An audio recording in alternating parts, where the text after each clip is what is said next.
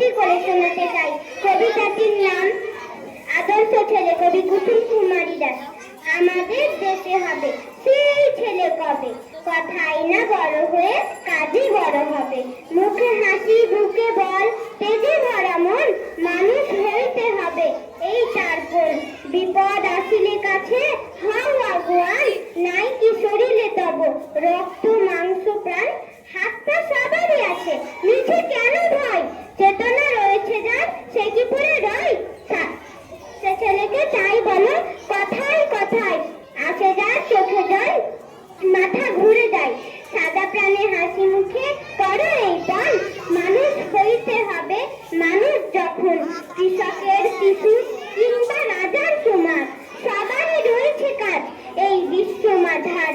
হাতে প্রাণে খাটো সবে